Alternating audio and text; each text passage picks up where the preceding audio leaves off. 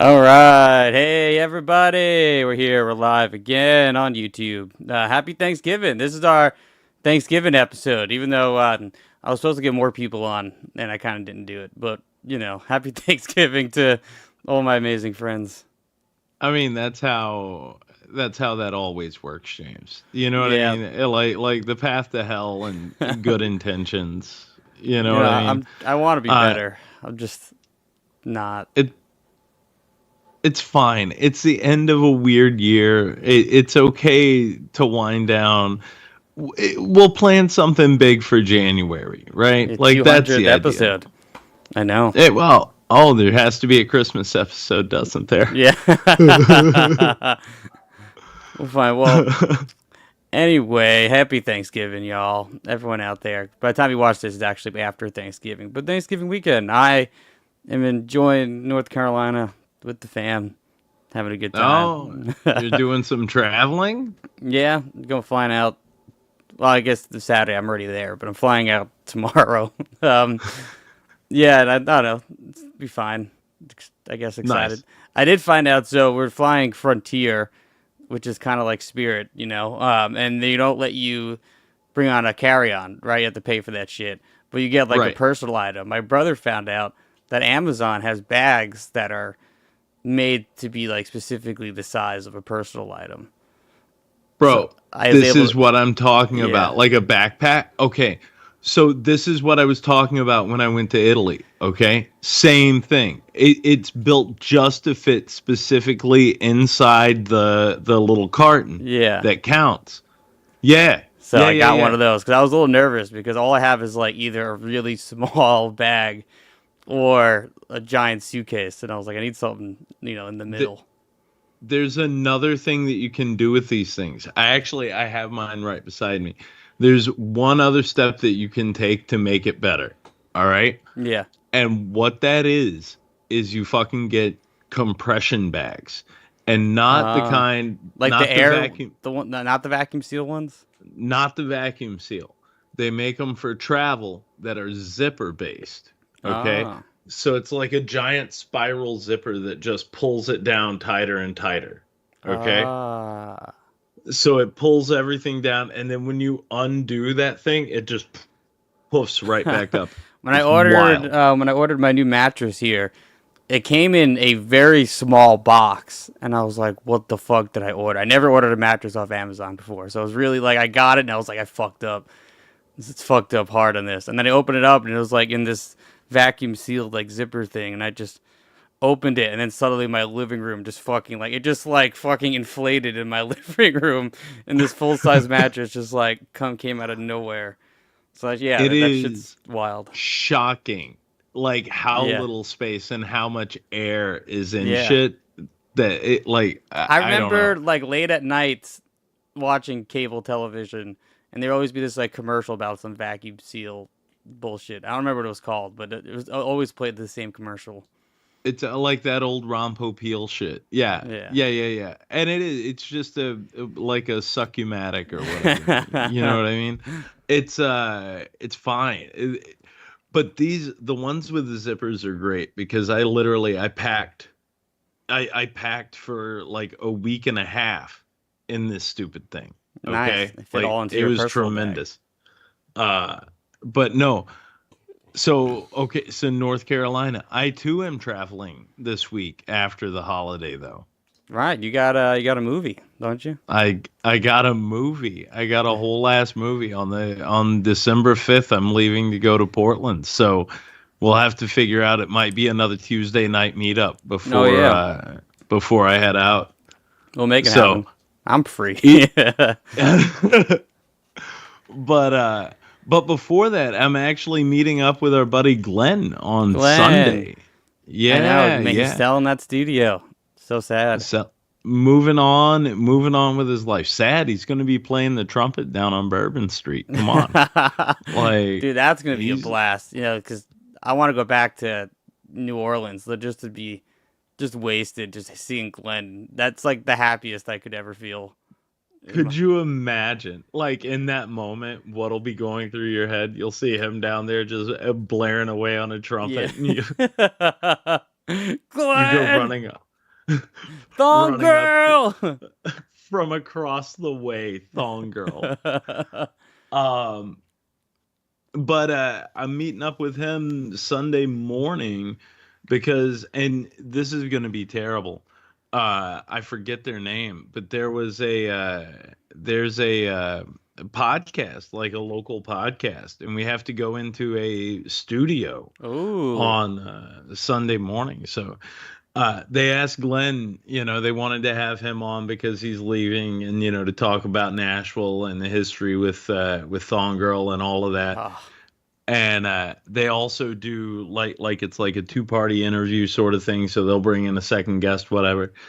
And they asked Glenn if he knew anybody interesting, and he said no. He said no, but I know Ben Johnson. What a guy. That's I love amazing, Glenn. man. I've only been able to record a podcast in a real studio once. Yeah, I know. Same, and it was the same one. Yeah, If exactly.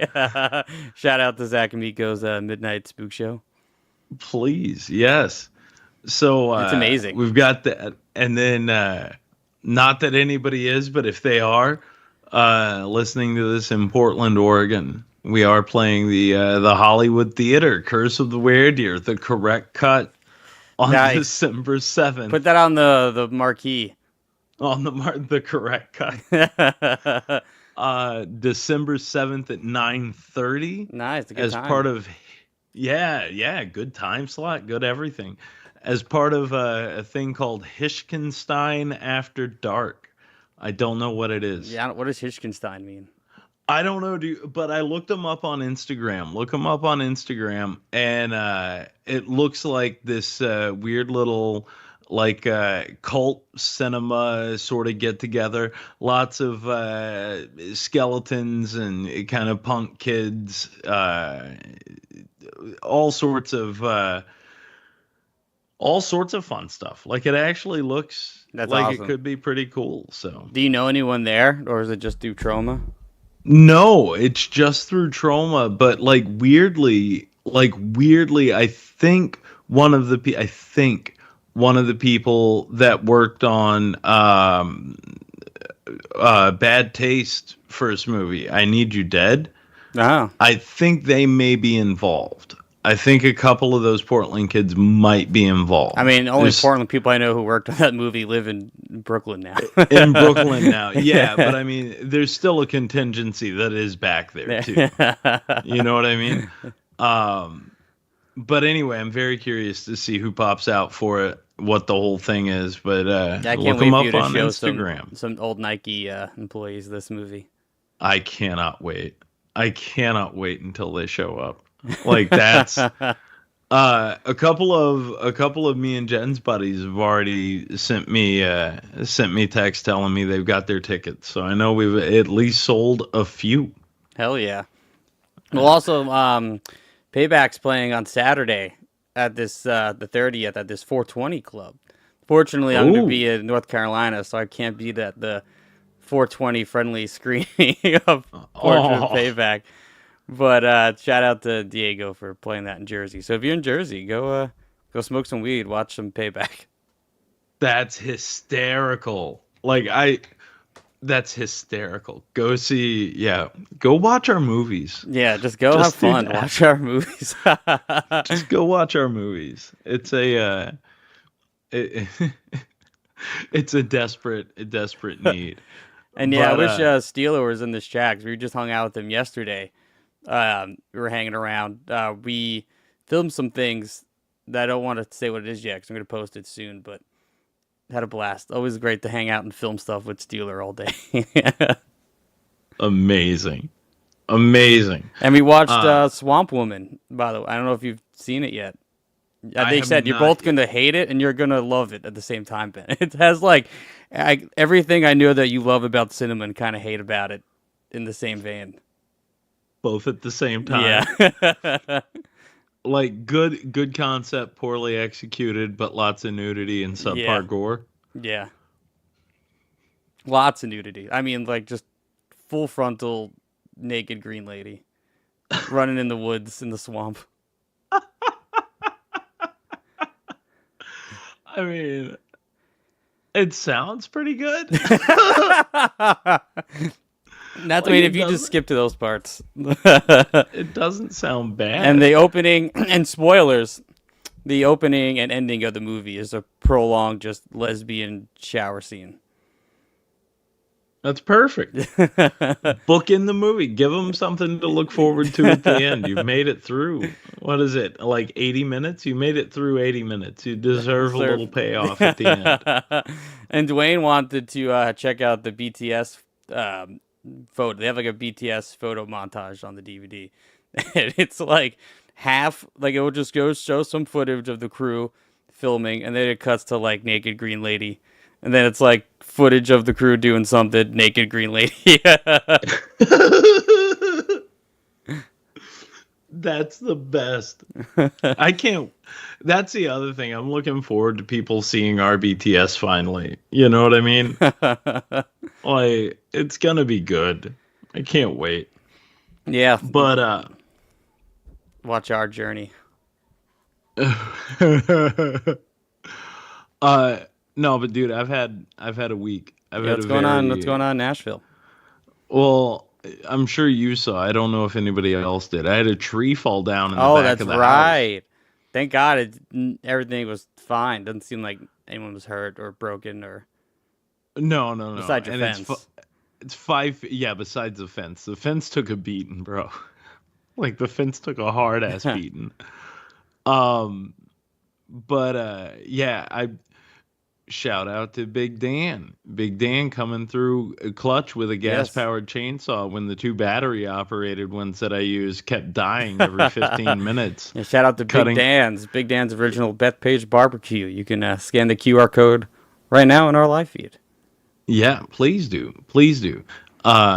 He actually not only hooked up a gas powered chainsaw, which has been much more efficient in what I've needed to do. But he also hooked up some sausage. Nice. So Big Dan's always abs- coming through with some meats, even when he's there to just help cut down a tree.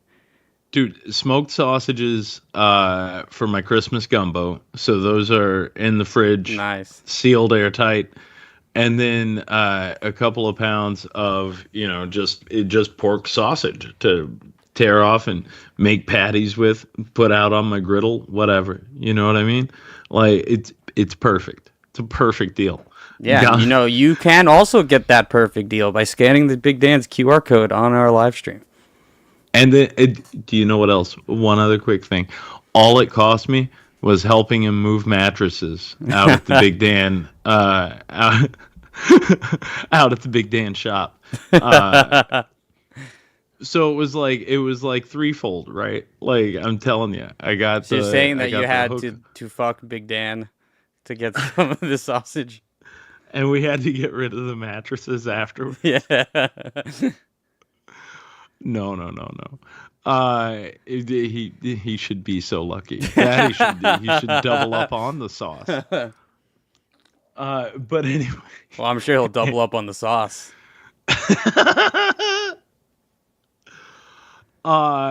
yeah, I don't know, but there's something about like working outside, right? Like there's a whole thing.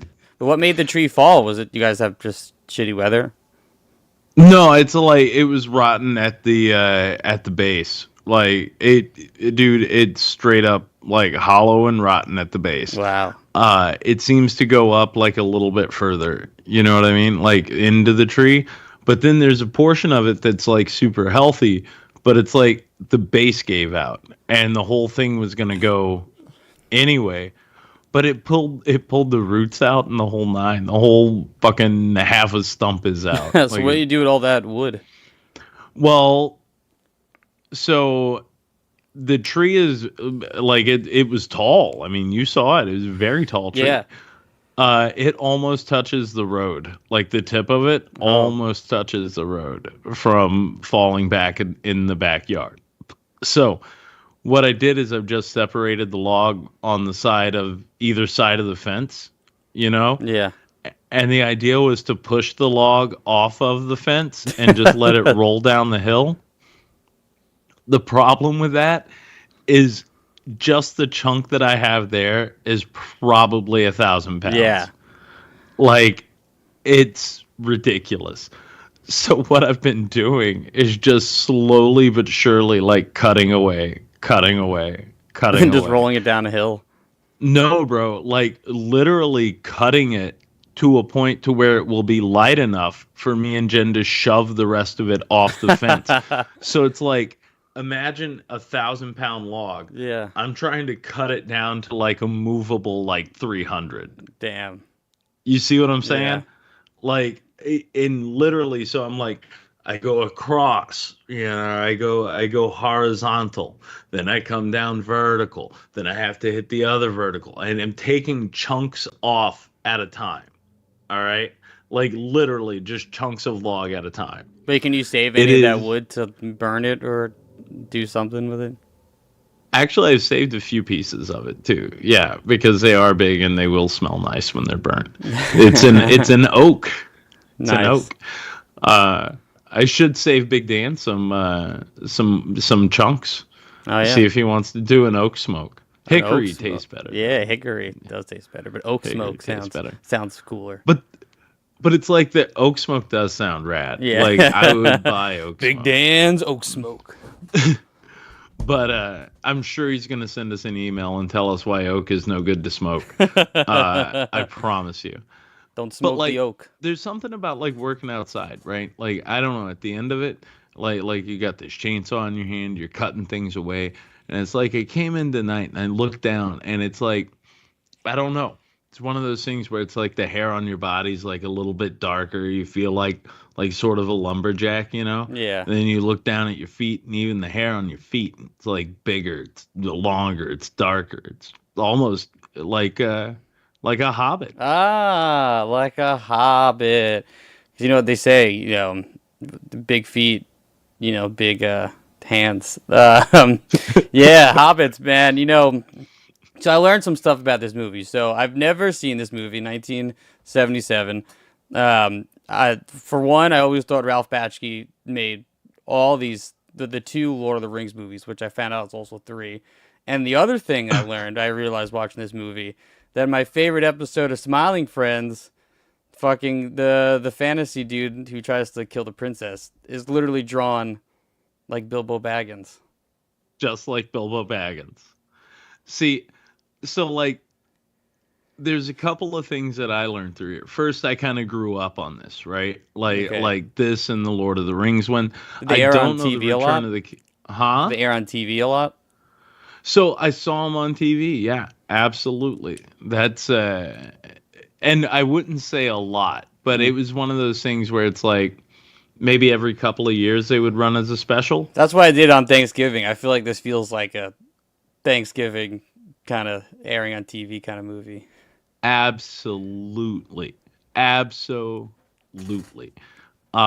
It definitely hits that sort of mid-autumn kind of season, right? Like Yeah. post-Halloween, not spooky enough to be Halloween, Yeah. but not cheery enough Yeah, to be see Christmas. Yeah. Yeah. But still adventurous enough, that it feels like and it's all the people together. So right, like if you don't want to watch football, this is what was probably on in your Yeah. house. Yeah. But I don't know. So I remember it from my youth. But I thought our boy Ralph did it as well. Didn't. Don't have up in front of me who did. Can't remember.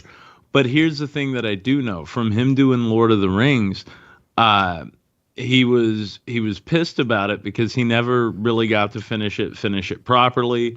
They had to truncate a bunch of stuff into production, rush a lot of things along, because these are only like 47, 50 minutes. They're Yeah. not long at all. Which is also insane to me that somehow Peter Jackson just fucking dragged this shit out for 3 movies.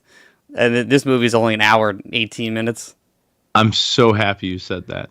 I am so happy you said that. How do we need like 9 hours to get through what these Yeah. guys effectively did in an hour 18? Exactly. I mean, are you a Lord of the Rings fan? Like, generally? So generally, point of fact, tried to read the books, never got through the books. I got into like pulp shit. Like I got into like Stephen King stuff pretty quick. Um, so I've never really read the books, but I'm overly familiar because Calvert, like his pops was big into Ah. like Lord of the Rings stuff. So we knew the story, we'd seen the maps, we'd seen, you know what I Yeah, mean? yeah. Like, um, his his dad had a parody of Lord of the Rings, and I'll have to look A it up. parody. A parody, yeah, that was in the book form. And if I remember correctly, it was called Board of the Rings. Okay? Isn't there Which also like no, maybe I'm thinking of something, but they did like the National Lampoon's guys. Didn't they do like a Lord of the Rings parody? Or maybe it was Lord of the Flies. this is it. Oh, This is that's it. what you're It's talking about. by Doug Kenny Yeah. and Henry Beard. Right. Yeah. Okay. I have heard of this then. Yes. So it is now this I did read.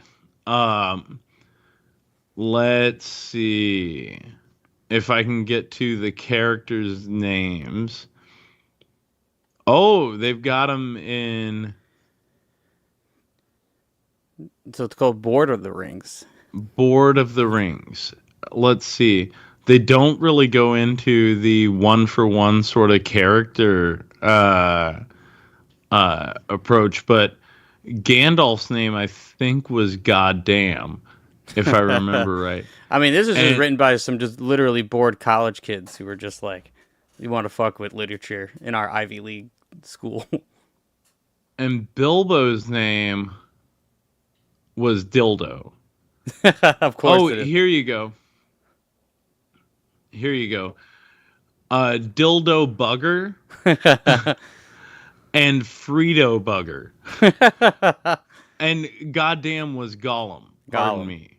Pardon me. And then there's Arrowroot, son of Arrow shit or Arrow shirt. So yeah. Uh, and Good Golf is Gandalf. There you go.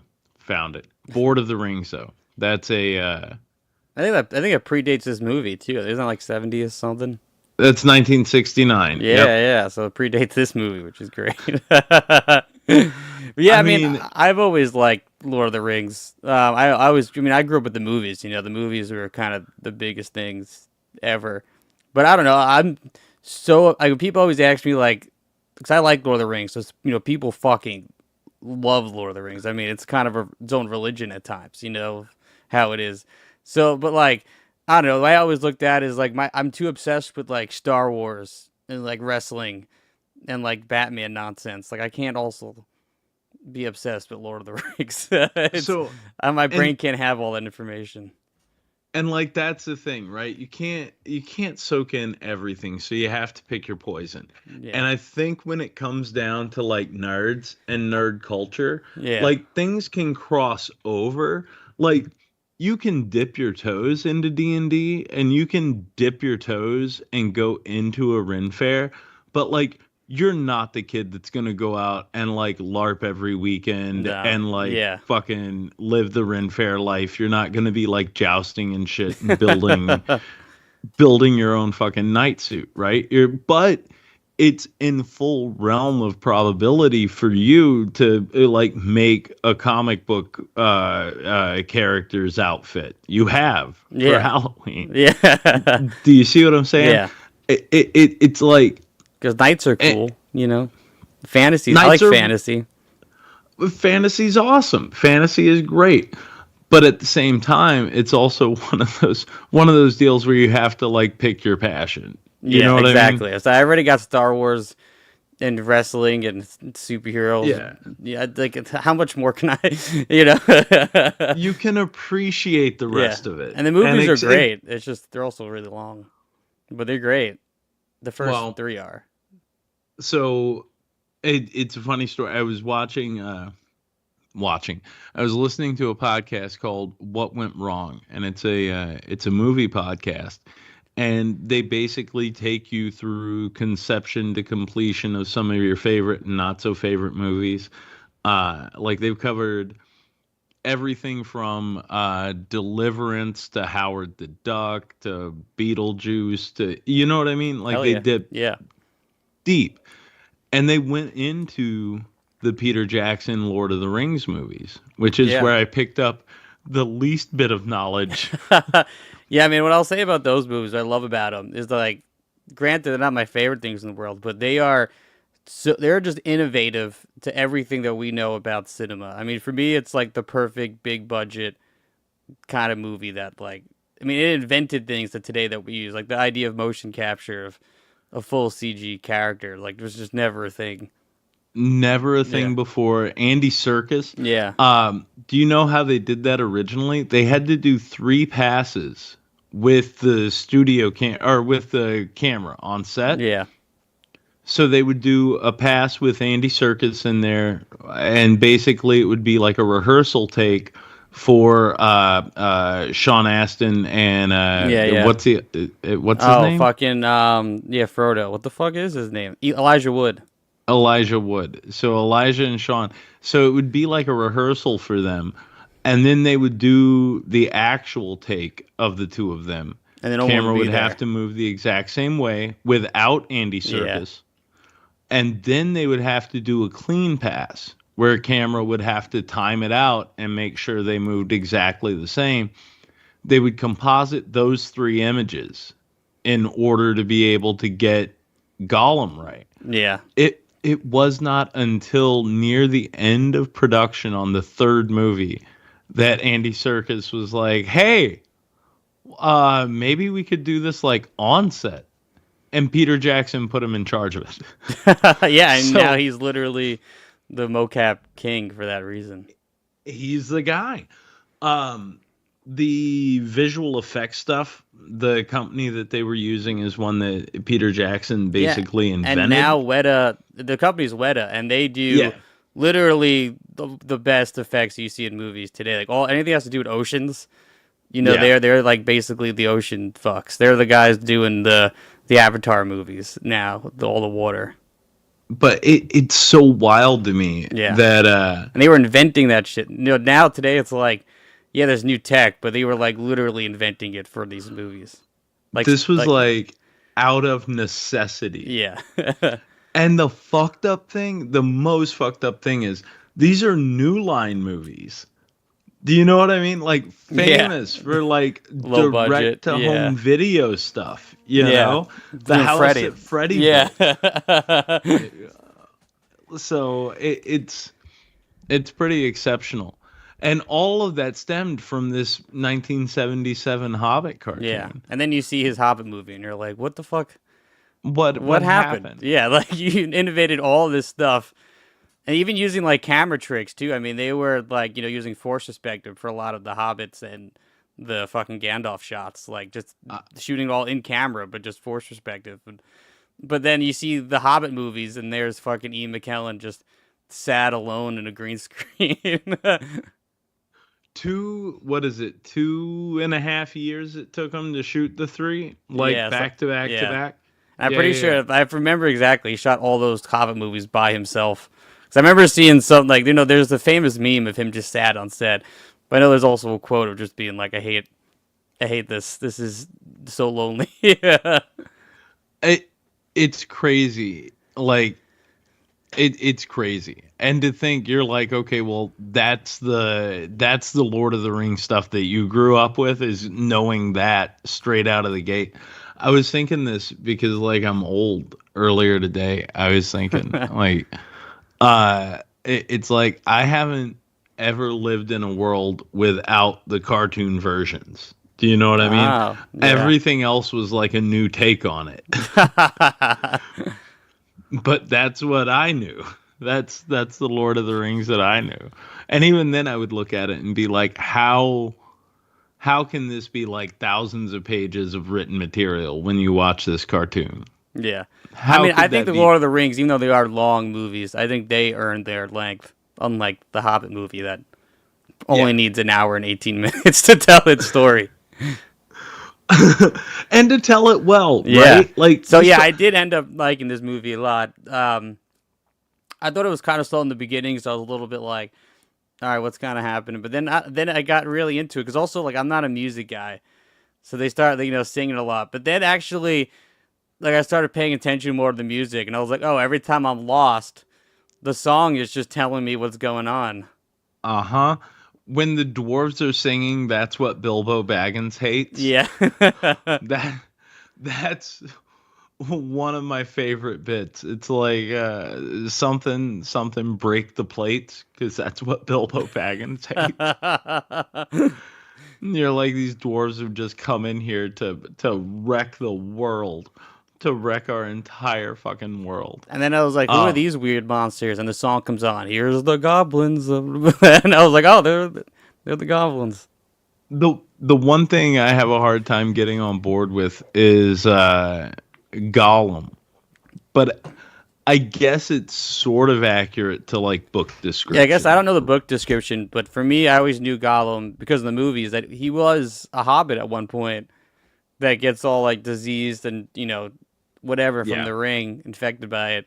So this Gollum didn't look anything like an old hobbit at all.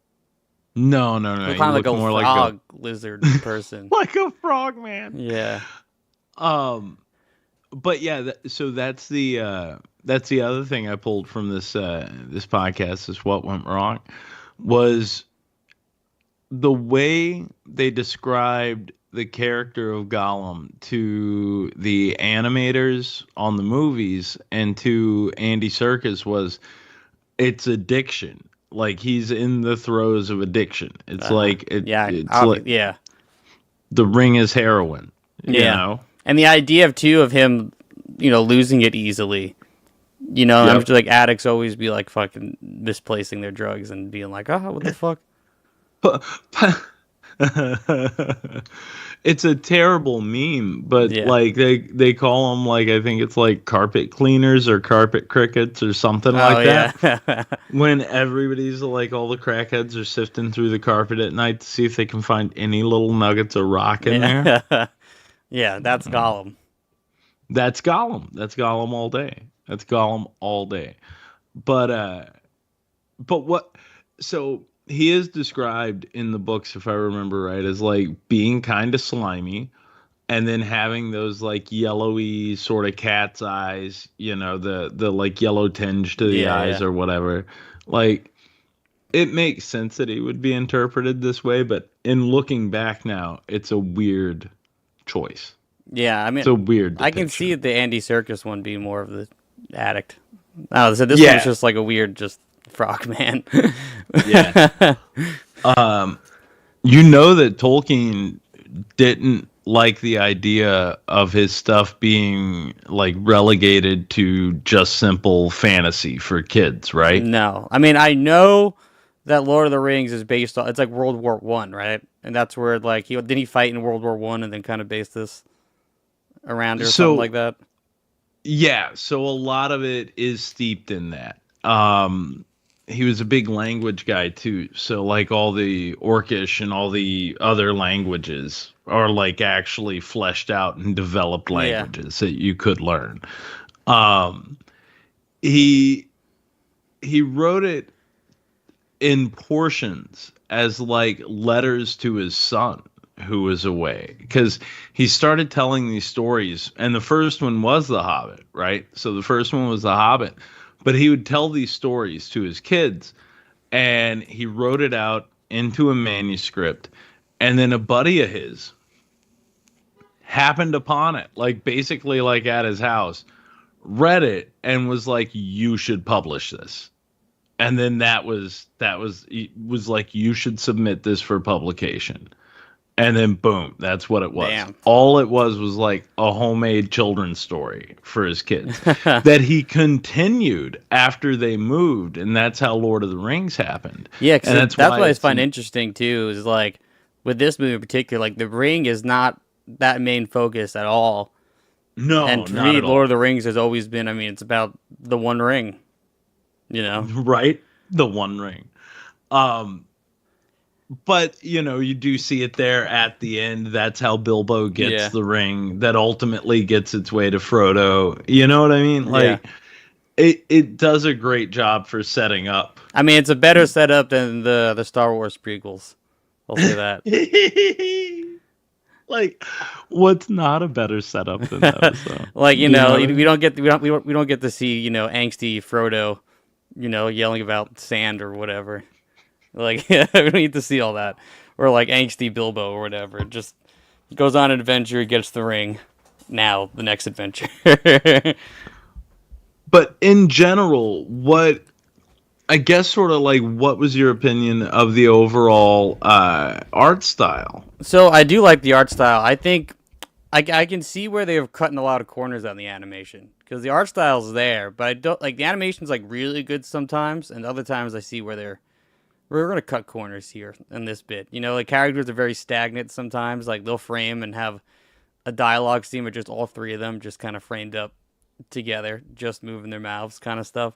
Or like they showed a big battle towards the end, and they just Yep. cut to the big wide, so they just look like dots in a big like smoke cloud. I mean, sometimes you got to cheap out, James. But then know you see that. smog, and it looks fucking awesome. So I mean, I see where they like kind of did what they did with where their budget went. So yeah, it seems fairly obvious. Like budget had to have gone into like character. Yeah. And like big, so whenever you're in with the characters, it looks good, but you get a little ways away. And I love that ending of that battle too, because it's like they also just sort of knock out Bilbo. Yeah. And then you miss most of the battle. Yeah, because he you're just with like him. comes. He's like invincible, and then just like comes back, and he was like, "Oh, I was gone. Oh, did I miss the whole fight? Oh man." What happened, everybody? Where's so and so? And then his buddy's dying. Like this doesn't hold back, dude. But also, like, I love the quick turn. Also, where like the dwarves are like, "We're taking all the gold," and then they're having this big fight, between the wood elves and the humans. And then suddenly the goblins come. They're like, "All right, actually, we're all friends. Sorry, let's fight the goblins." Like pretty much immediately. only in classic kids TV can you like truncate that, Yeah. right? Like, can you really shrink Imagine if down wars were that easy, that entire fucking process? Just what, guys? Maybe we was wrong. Maybe we wasn't right about it. And then just a flip. Yeah. Yeah, I don't know. I love it. I really do. And then it's old Rankin Bass, and Rankin Bass did what, everything? Yeah, what else have they done? I guess I probably have seen it. I just don't know off the top of my head. Let's see. Let's double check here. While we do, everybody, and while we're bringing this up, because we don't research prior Here we to, go. I got. They go know ahead the and fucking Chris. Well, you go. What were we saying? get yourself some Big Dan's. That's the thing. Go ahead, scan that QR code. Head on over and order you up some Big Dan's original Bethpage barbecue sauce. Do it now. Seasonings and sauce. He's got it all for you. He's been frying turkeys, right? Frying turkeys. Ooh. Frying turkeys. Yes. Sounds tasty. Okay, so here's a bunch of films they did all produced. the fucking classic Christmas movies. Santa Claus Coming to Town, Frosty, Rudolph, Little Drummer Boy.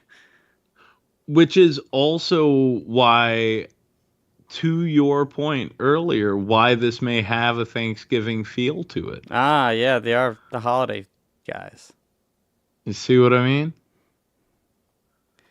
No, yeah, I totally get it. And that's why I said I had a feeling this felt like a Thanksgiving movie. But yeah, I guess they, and that's cool. So I knew I would recognize their shit, but I didn't know they did all the classic stuff that I watched growing up. I mean, I haven't watched these movies in years, though.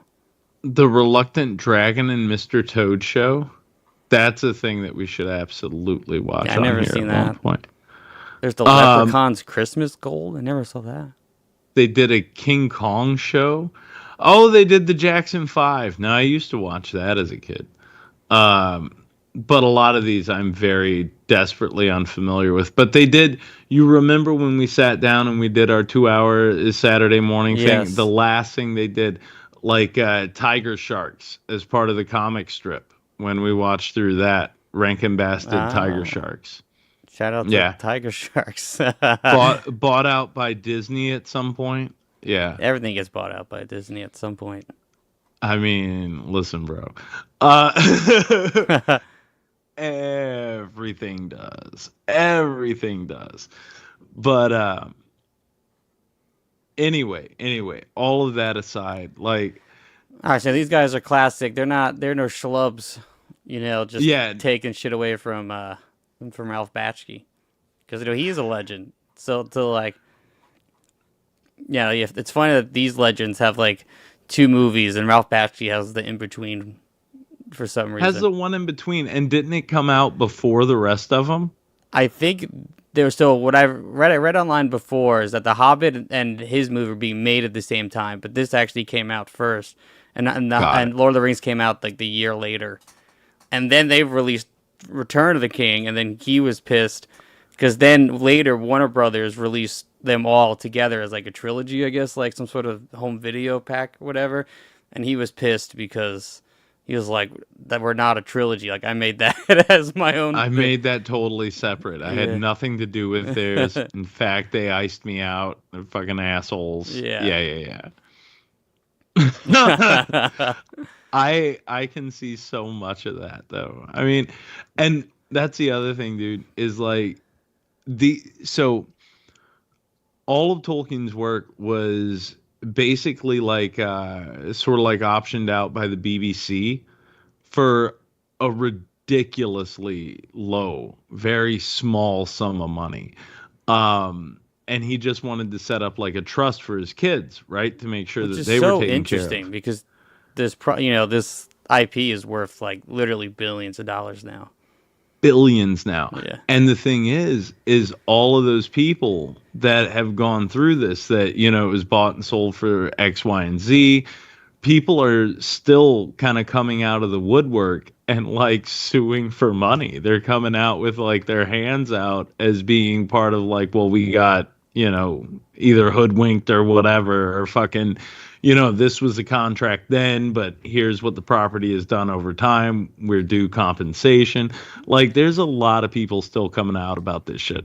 Yeah, I mean, I don't, off the top of my head, I mean, I have no idea the exact, but I know there was drama with the Tolkien estate, Yep. even with the most recent adaptation that Amazon's been doing. Yep. There was some And drama. there will continue to be. And apparently, like, all of those contracts were tied up with, I want to say it was like the basic works, like the Lord of the Rings, I guess, sort of trilogy, but outside works like The Hobbit and the Silmarillion and the other stuff that's part of the Yeah. universe wasn't tied into it. So it's one of the craziest things. Yeah, then, It's and as like a absolutely fan, I mean, not so much a fan of Lord of the Rings, but like in general, I hate when I'm like a fan of a thing. Like, for me, it's Friday the 13th, where it's like, we can't get anything right now because of all the legal bullshit of like who owns what. People are just trying to like figure out rights and that weird business executive side of things that I hate. That just was like, just give me the fucking thing, you know? yeah. You're like, I need a new 10 DVD pack, please. Yeah. Just pay the people what they deserve and make the fucking thing. Well, and that's the problem with contracts and payment. Like, you have to look at it from a couple of different sort of perspectives, right? If they own the work, they own the work. They Yeah. own the finished product. As a person who works on a product, like, the idea is, okay, well, I'm here doing my day job, right? Like, if you, Yeah. as a sound guy, if we went through, or if a movie you worked on, all of a sudden you were getting paid like $150 a day. It's one of our movies. Like, you're getting paid in spit and fucking a meal, right? That's all you're making. But let's say you work on something like that, and then the next thing you know, it becomes $1 billion hit. Do you, as the sound guy, come back and say, hey guys, you remember how I worked for you for like 3 weeks and I only made X amount of money?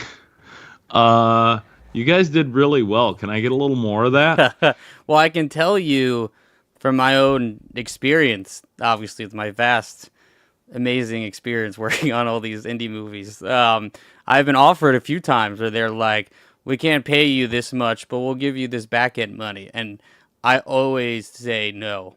And not that because I don't think the movie could be successful, but I want to get paid and I don't need to have to also share that back end money. And yeah, maybe I'm missing out on millions of dollars sometimes, which hasn't been a thing, It and hasn't been a thing yet. yeah, so I'd rather just take it up front, but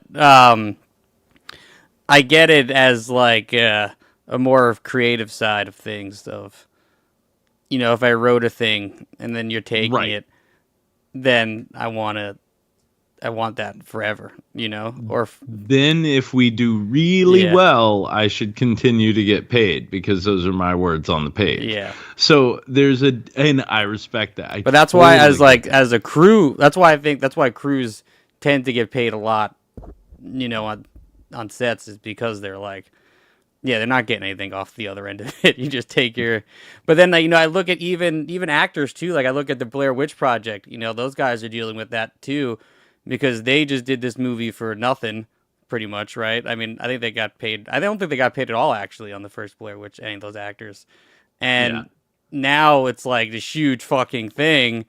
And now I heard they're doing the most recent thing I heard. I forget what studio. Maybe it's Blumhouse. They're doing some other Blair Witch thing, and the actors are like, well, now this franchise has continued going, and they're like suing the director and the studio because it's like you're using us basically without giving So, us anything and that's tough because that is what the highest grossing indie movie, like ever, the probably. the budget to what it earned, Yeah. that disparity is crazy. Crazy. And you're like, what would they spend, like 55,000, something like that? Yeah, probably even less. Who knows, really, at the end of the day. But yeah, and now it's like hundreds of millions of dollars, probably more. Yeah. And you would think at that point somebody would go through and like, let's cut all these people a check for $100. We got it. You know? Yeah, it's like not Like, that hard. I mean, they could do it, but then these other greedy higher ups don't want to do it. And for me, if Where Deer ever made like millions and millions of dollars, just pay me more on the next movie. on the next one with what we go into. See, but that's like perfect world status. You know what I'm saying? Like that really is perfect world status. And I say it here. If we ever make $1 million off of Where Deer, I'll send all of you a check for $100. Guys, Chris, $100. With a nice little handwritten note that says, "Don't spend it all in one place." Right? And then I immediately just go to the bar and just spend it all. It's all gone in 2 seconds. But no, dude, like, and that's, you can't really look at anything like Lord of the Rings, Hobbit related, anything anymore without really looking at those movies that were made in like 2000, in the Yeah. 90s into 2000, right? Like, Yeah, I mean that's what people. I mean that's what you mentioned you mentioned what Lord of the Rings is to me, and it'll always be those movies. Like I'm always gonna picture yeah. the aesthetic, the look, everything. Like that's what Lord of the Rings is to me.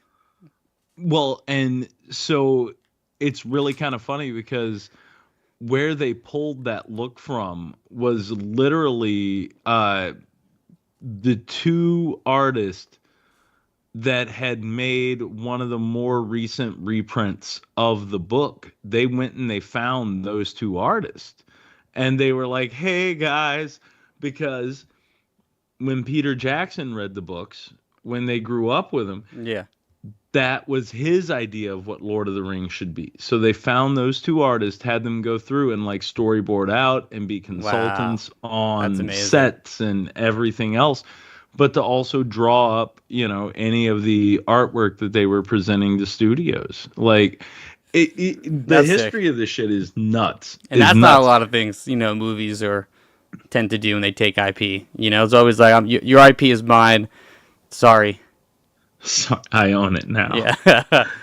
And Tolkien himself is like, I mean, polarizing guy. Like he's kind of racist. I think there's a little bit of either direct or indirect sort of like race correlation throughout like I mean, the yeah, you look at the Lord of the Hobbit Rings stuff. and the Hobbit stuff. I mean, I don't want to say what I thought each race was when I was watching this movie, but some of it was pretty obvious.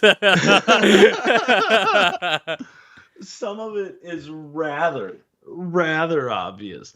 But dude, like I mean, that's sort of part and parcel for the time too, you know what I mean? Like it doesn't excuse anything at Yeah. all.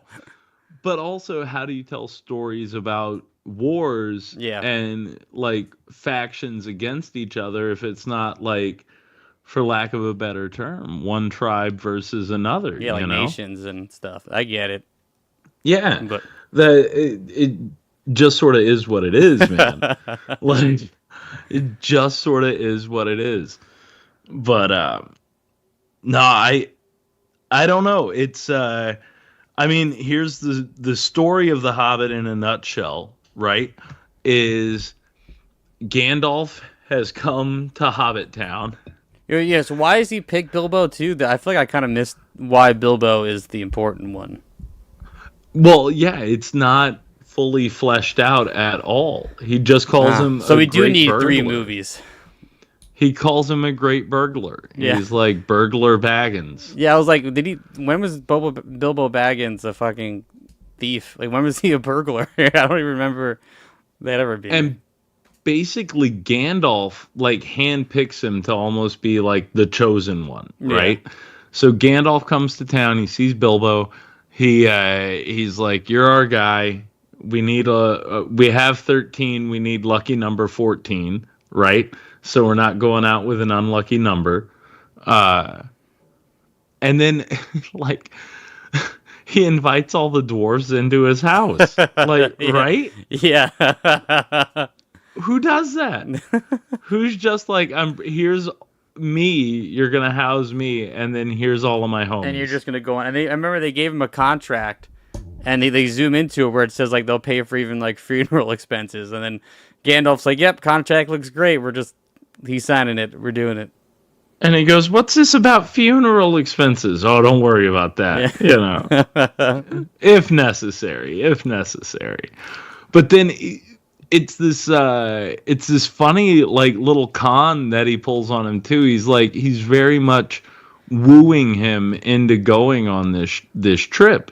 He's like, "Well, don't you want to go and have adventure? Don't you want to go and like live life and see what else is out there and earn treasure?" And Because I mean, that's the thing with the hobbits, right? They don't ever leave, ever, right? no, he's like, "I want to be here at home.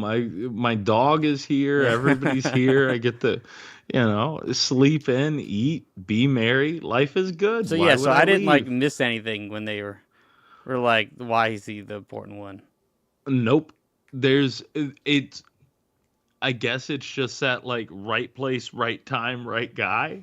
Because I Like, thought in like Lord of the Rings, why they pick Frodo is because he is like the most humble, like genuine kind of like he's like a pure soul in a way of a right. hobbit, and they can trust him with the ring because he wouldn't get that corrupt with it. Or But it's yeah, also in his family. It's yeah, his family that was that way, yeah. right? Yeah. So I guess I guess that also might be a movie mechanic. You never know. Yeah. I mean, I do remember the shot in the movie where Frodo has the ring and Bilbo sees it and tries to like grab it and he like turns into like a demon for like a couple frames. Mm-hmm. Because that's what the ring does to Yeah. you. That's what that ring crack does, man. That ring crack. That ring crack, bro. Um, but like from there they set off. Like, and this is what I love because everything seems to happen just so quickly and Yeah. so conveniently. Which is what I like about it. Like I said, 3 Hobbit movies, too long, them just traveling. This is like traveling, boom, we're at a spot. Traveling, boom, here's another thing. Traveling, boom, here's another spot. Right? Right. Like how it should be. If you're out there like and you're using fantasy as anything and you're getting into the weeds of like a D&D game or anything, don't spend a 3-hour session just traveling. Yeah. Get to the place. It's like Get to the place. it's like one of my favorite jokes from Clerks 2, where like there's like the dude yelling about to Randall about Lord of the Rings is better trilogy than Star Wars, and he's like, "This is what the Lord of the Rings is," and Randall walks back from behind the counter and just like walks 2 feet, then walks back, walks 2 feet again, drops a ring and goes like, "Huh," and then just walks away. He's like, "That's the 3 movies."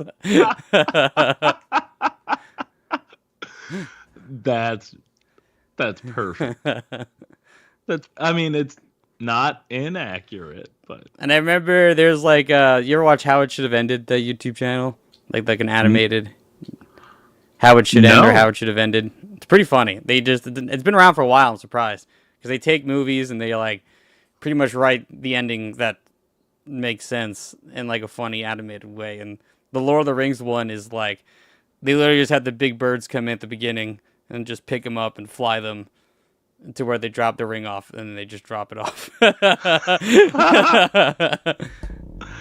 I mean, in a perfect world, yeah. And I think that's been I know that's a big point of contingency with like fans and moviegoers alike for 21 years since the first one came Yeah. out. Almost 24. No, it was 99, right? Oh shit, mate. I think you're right. It is 99. So yes, so probably almost 24. 25. No, Fellowship of the Ring was 2001. Sorry. 2001. Okay. So 23 years of Lord of the Rings. That's wild to me that was that long ago. Yeah. I know we keep doing this and we're going to continue to do it for the life of this show, but do you know how old I feel? Well, I said that's what these movies are my childhood, you know? Yeah. It's insane. It's insane. But the middle is where I get a little lost in this one. Like I picked back up at the end. I don't know what happened in the middle. I may have. Well, let's see. They go. So they're traveling. First, it's the one of the trolls, right? The big trolls. Yep. And then Gandalf comes in. He just keeps he somehow just keeps disappearing and then only popping in to save their ass and then disappearing again. Which is like, why couldn't Gandalf just then do all this shit himself? Also, when I was thinking the whole time, like, why do you even need all these other guys? See, that's the idea, to provide the distraction, maybe to like to have the lucky number. I don't know. There's no. I don't know. I wish I did. But he comes in, he saves them from the trolls, turns them into stones before they all get eaten. And Yep. then they go to the elves, they get their fancy weapons. Then after the elves, that's when I think that's when they fall into the cave. And then that's when there's the goblins, I think. This is the next one. Yes, the goblins. The goblins are next. Yeah.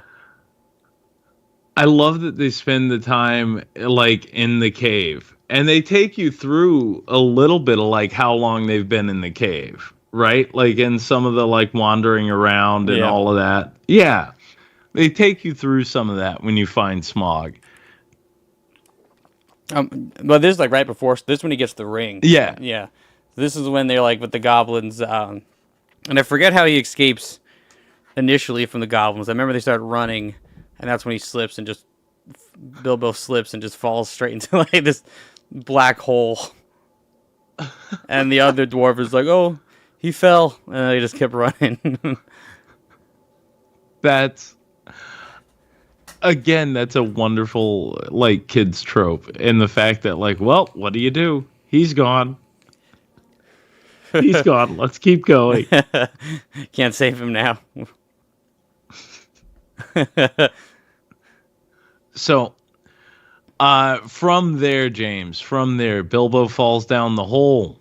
Which is also why, man, I'll never go into caves. I've been like weirdly watching like cave videos recently.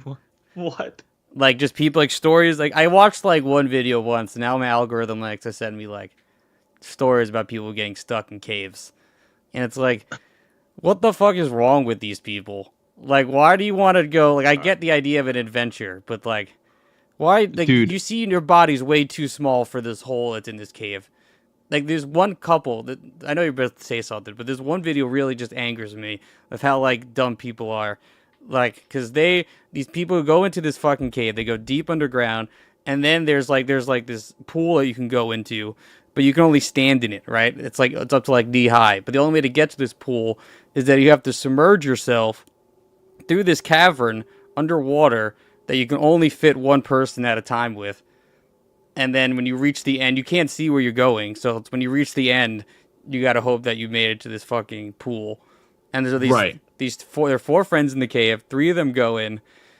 There's a rope there too that some other cavers left, and they get through it. Great. Then they're like, all right, it's time to leave. This first girl goes under. She's pulling on the rope. Now the exit entrance, there's that. Since you can't see, if you miss it, you just keep going past it until you reach a dead end, and you can't turn around, so you have to go backwards. And this fucking dumb person missed it, and there's no air, so she's like low in oxygen. She basically got stuck in this cave, and then our other friends are at the other end of it, waiting for her to tug on the rope to say that she made it. She's not doing it. So like 20 minutes goes by, another friend goes down, another 20 minutes, and then till eventually all three of them go down, and eventually whatever rescuers come down and they drain out the water, and then there they are all dead, just in a line, stuck in this hole in the cave. So, and that's exactly what I was about to, because there's another one where it's like if you missed the entrance, like you would have to start to back out, but then the probability of getting like hung up and caught up was like 10 times greater or whatever, because you couldn't turn, maneuver, all of this stuff. So it's same thing, but the person backs up too far and then ends up getting stuck and blocks the other person in, so they can't ever get out. So it's like he's stuck looking at his buddy's ass or whatever as this guy's like just fucking dangling in a hole. Like, I don't understand that. That's not me, dude. Yeah, like, stay out of caves, everyone. No, I don't.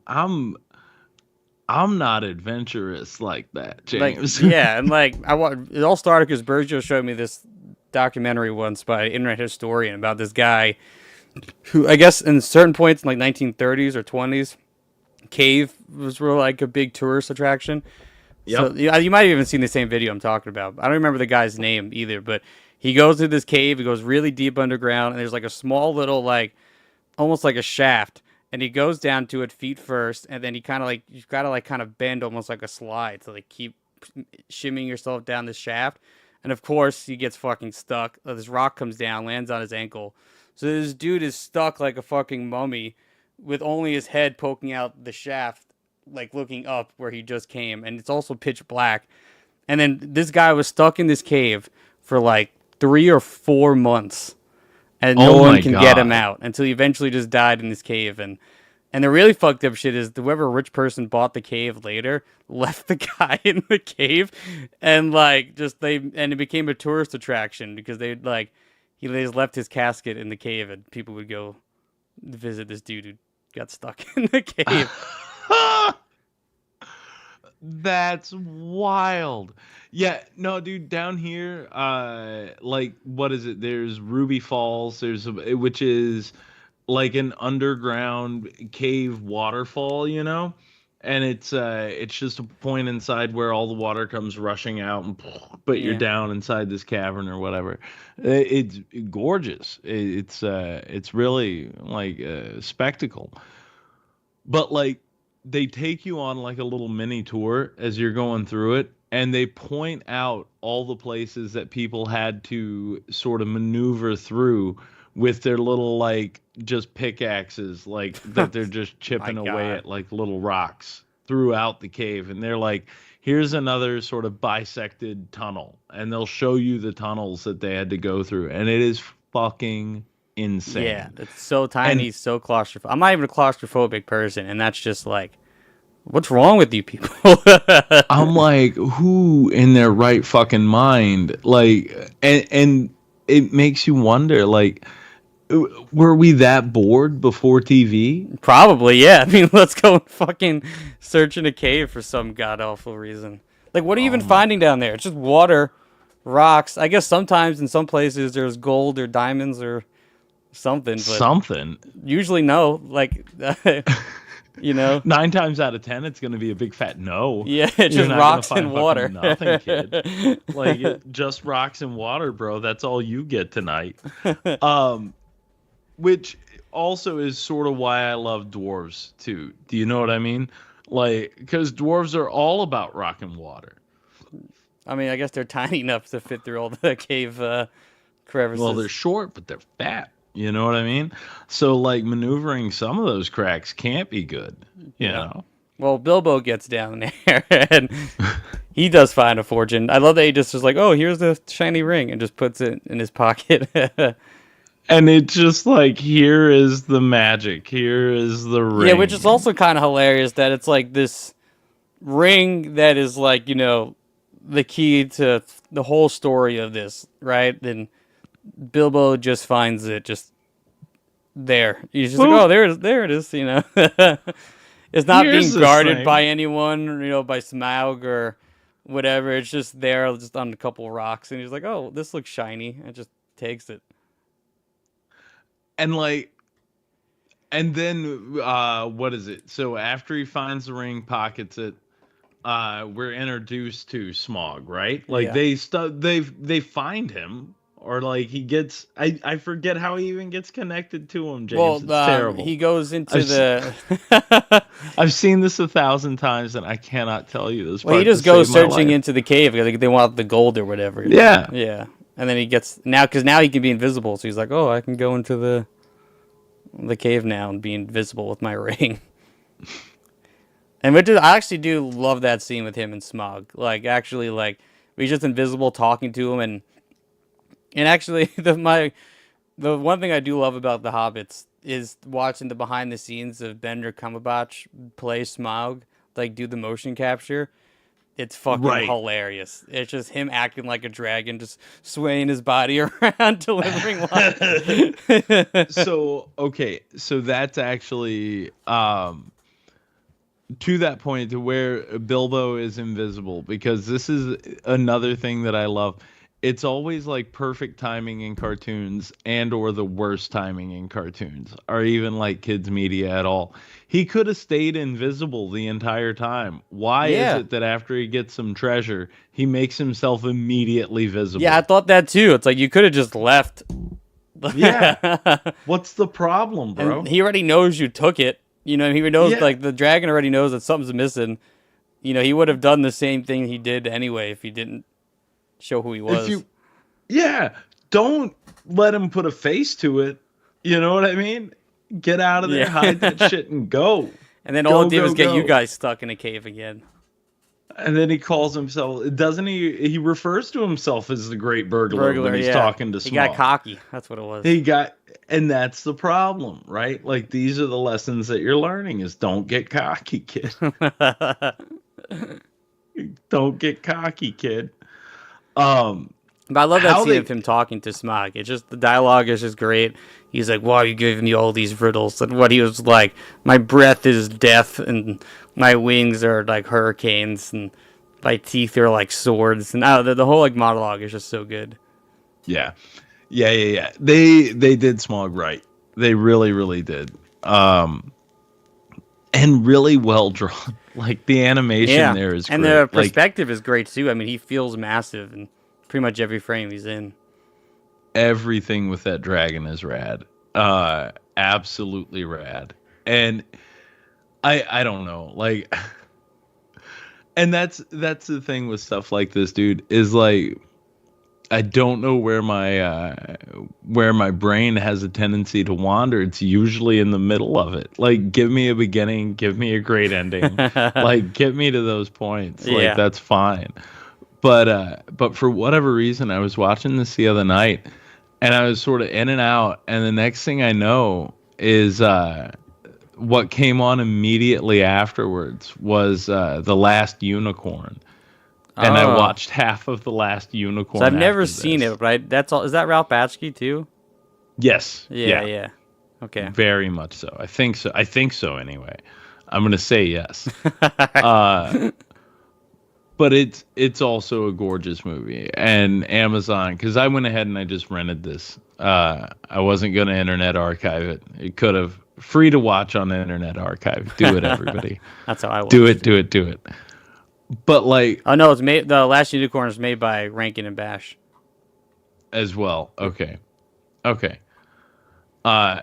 Famously not friends with Ralph Bakshi.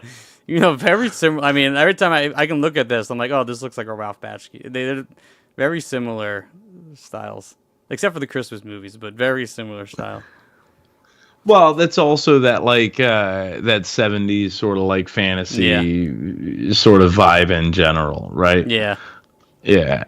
But like so he leaves the cave. Where does he go from here? He hooks up with his buddies. Yeah, he leaves the He's cave. got He's the like, look, I treasure. got the thing. Then Smaug breaks out, traps them back into the cave. And then Smaug's like, you fucking dirty humans, I'm coming after you and whatever. And then starts like burning down their village, which also looks fucking sick. And then the Bilbo, he like notices early on and in their cave that Smaug has like a weak spot somewhere. And he tells like a bird who tells the bird flies over and tells I forget the main human dude. But he sees it and grabs what he calls the black arrow. And then has like a whole speech about it. He's like, this was my grandfather's black arrow and the dad's before me's arrow, whatever. Like, he's got like a whole speech about it and then shoots it. So that's where, and like it all depends, but that's a monologue I think we could have done without. Yeah. Like there's a lot of that in fantasy stuff in general. My father did this and his father's father before him. I am the 37th. I don't need to know that about the arrow. It's a cool looking arrow. Just leave it at that. Right. Simple. Make it easy. Ba-ding. Ooh, what's that black arrow? It's been in my family for a while. And then whoosh, fires it off and life is good. You know? Yeah, I didn't need the monologue. You don't. And I think that's where like the geekdom of fantasy stuff comes into play. Like with a comic book, you could tell me, how many generations of Batman there are. You know what I mean? Yeah. Like who's dad and what timeline and whatever, I mean, it's also Fucking like right time and place of like when you should give that kind of monologue or exposition, not when you're pulling out an arrow about to kill a dragon. It's like, let me just say a monologue right now. You kill the dragon and then you say, that arrow? That was great grandpappy's arrow. Been in my family a long time. Now someone's got to go retrieve it. All it does is kill dragons all day. I'm going to go get my arrow back. Then he walks over to Smaug and yanks it out of him and then just keeps on rolling. Those village just keeps burning. I mean, but that's the stuff I do like is the grand scale in that, because like then you look at a Star Wars, right? And you can see where all these different planets would be like the different races of like orc or whatever. It all is the same structure, same everything. You can see where those guys were getting their ideas from. Yeah, for sure. I mean, even the idea of like Luke and Frodo, or even Bilbo, I mean, it's kind of the same thing of this person who's from nowhere, nothing, suddenly being taken on this huge adventure to like save the world. Exactly. It's one could argue it's also much like the Bible. Hey, I mean, but better than the Bible. Yeah, another great work of fiction. It's, but and that's what you have to remember and respect is that like you are building up like a modern day mythology. Yeah. You're setting And like that's what Lord of the Rings groundwork. is. It feels like this modern day mythology, even more so than Star Wars. Yeah, entirely it does. You know what I mean? Like entirely it does. Because first off, it doesn't even take place like on Earth, it takes place in Middle Earth, Yeah. like it's shit like that. Under the ground where magic happens, Yeah. just under your feet. Just under your feet. So, I don't know. And we've talked a little bit about the ending, but you lose a couple of people, Bilbo gets knocked out. Yeah, the Like ending just wraps up really fast. The war's over immediately. They're all friends. you get a couple of songs in there, and then it ends with what, like Gandalf basically just riding off into the sunset. Bilbo's like, why do I need more money than what I got? I got what I need. I'm good. Yeah. And then he puts his little ring up in his hobbit hole, and then fucking there was a description in here that I thought was super fucking funny. And it's early on when they're talking about the hobbits and the holes that they live in, the hobbit holes. Yeah. And he says something like, I forget exactly how they word it, but it's something like a dingy, dirty old hobbit hole. And like, it Aw. really sounds like he's talking about somebody's gross butthole.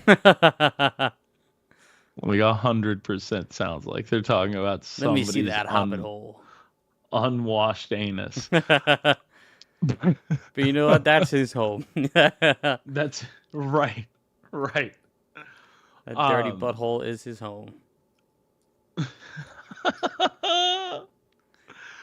But yeah, dude, I don't know. I don't really see this as like what do you call that? Like necessarily groundbreaking storytelling. I do think it is a successful adaptation Yeah. of The Hobbit. I mean, I feel the same way. I mean, I would rather watch this than the movies any day. I think you can watch this and then just watch the Lord of the Rings, like the Peter Jackson movies, right after. And you're fine. Yeah. You get the bigger, broader, better story. Yeah, exactly. Like literally, I'm watching this movie and I'm like, yeah, why the fuck was this like 9 hours of movie? Like, we don't need any of that extra story at all. 9 hours of movie, bro. 9 Yeah. hours. No. Hour 18. Done. With music, with musical numbers. Yeah, which is funny because I'm watching it with the Chili Beans is here, and he popped in and he was like, that sounds just like the Lemmy Winks song, and I was like, holy fuck, you're right. Like the whole like Bilbo going on an adventure, and I was like, and every time I'd hear it, I just kept thinking of just Lemmy Winks the whole time. It's all you could hear after that. Well, I mean, that's literally how, when we picked up the call today, that is how you greeted me, sir. That's 100% how you greeted me. I feel like So it felt appropriate, I absolutely appreciate it. If it was stuck in my head, I wanted to be stuck in somebody else's head too. Wait, say that again? Said if it was stuck in my head, I wanted to be stuck in. You want it to be stuck in someone else's. I get that. I get that entirely. But James, I don't know. I don't have too much more to add. I know that we have some email hanging out in our email. Do we? Go, let's... Do you have that pulled up? No? Nah. Let me. Nah. Because didn't we neglect to read a thing last week? We did, but I don't see anything in our emails. Unless he sent it to you. I don't think he did. Uh-oh, yeah. I would have to log back into that. Because Big Dan did not send it to our Toonular email. Oh, he didn't? Okay, maybe he did send it to my email. Let me see. That's not in my other regular email, so I don't know where you sent it, Big Dan. But let us know. So yeah, I mean, if you want to give me your final thoughts too, while you're. Oh no, wait. Yeah, I do not have anything from Big Dan. Yeah, I got Do you? nothing. Maybe he was just ripped and thought he sent an email. Because it's not in either of my emails. So sorry, Big Dad. I don't see it. No, literally it's not anywhere. in mine either. That's wild. Okay, cool. What if he sent it to somebody else? Do you know what I'm saying? Like, They're what like, if he what the totally just sent that to People are somebody like, what else the fuck altogether? is this person talking about? What? Big Dan? That What is sauce and seasonings? What is he saying? I have no idea. I haven't honestly, guys. I hate to be this guy. I have not looked in our YouTube chat at all this evening. I mean, it's been pretty quiet today. Everyone's on their own Thanksgiving. Just shout out to Joey. He said happy Thanksgiving, boys. So shout out to you, Joey. Well, Joey, Yeah, what are your thank final you. thoughts? Let's wrap this up. Go enjoy Thanksgiving. Go enjoy our Thanksgiving. Yeah, dude. So literally, I think it's great. I think it's a better adaptation of the Hobbit than Peter Jackson's. It's short, sweet. It has lasted the test of time. It's fun. It's fun. It's a different thing than you would expect. Yeah. So Yeah, a success. All day a success. Success. Yeah, I'm gonna say the same thing. Yeah, I mean, like I said, I didn't know. I never seen it before. It was kind of a little draggy, I think, in the beginning. But then I got into it. I was hooked. I was into it. And yeah, I'd rather watch this than the Hobbit, Peter Jackson's Hobbit movies any day. And now it makes me want to go. I'm curious what the Ralph Bakshi Lord of the Rings is compared to this one. So I'd love to get into that at some point. But yeah. To see what a mess that may have been or may not have been. Yeah, exactly. I mean, are you a fan of those? The Ralph From Bakshi what movie? I remember, I enjoyed it. Well, I'm still going to give The Hobbit a Success. big success here. Yeah, my only gripe is that I wish the animation was better at times, really. Yeah. But it was still pretty great. And Smog kind of really sold me on it. That's Makes up for other things. Yeah. I would say makes up for where it lacks. Yeah, you know, exactly, They yeah. put it where they needed to. Yeah. So I'm cool with it. So yeah. Big fan. I love it. Then James, that leaves me to one last thing, sir. Yes. What are we watching for next week? So I had a plan for next week, but then, so recently, as you know, Ben Johnson, I finally decided to get my Disney Plus back. Nice. Because there's a lot of cool stuff coming out, and I want to watch it. And I got the Hulu deal. It was a pretty good deal. It was $20 for all of Disney Plus and Hulu together. Pretty solid deal. No ads either, so even better. Ooh. And as I'm scrolling through the app, I found something I had no idea came out this summer. And it's been a show we watched. This is the second season of a show we watched already. And I had no idea it even came out. I had no idea it was even being made. But there's a Hit Monkey season 2? Oh, wait. I didn't think that's where you were going. No. Okay. I did not know there was a Hit Monkey season Right? 2. I didn't know either until I went on Hulu and it came out this summer in July. Oh, fuck. So, yeah. So needless to say, we're gonna amp up the perversion, the action. Yeah. I need a little our violence. monkey content. Yeah, our monkey content. I mean, I love the first season, but it's strange that I haven't heard anything about this. So I don't know if it's good or bad or whatever, but I love the first season, so I'm excited. I'm stoked, dude. Yeah. I want to see some monkey fucking kicking some more ass. You want to see some monkey fucking? Yeah. Ladies and gentlemen, thank you for joining us once again. James wants to watch monkeys fuck. This has been totally Toonular. Fucking murder. Let's do it. All right. Well, next week's Hit Monkey season 2. Let's happy Thanksgiving, y'all. Let's get the hell out of Happy here. Thanksgiving. Bye. You guys, this is all Kyle's mom's fault. Shut up, Cartman. Kyle's mom is the one that started that damn club, and all because she's a big, fat, stupid bitch. Don't say it, Cartman. Wait. Don't do it, Cartman. Wait. I'm warning you. Okay.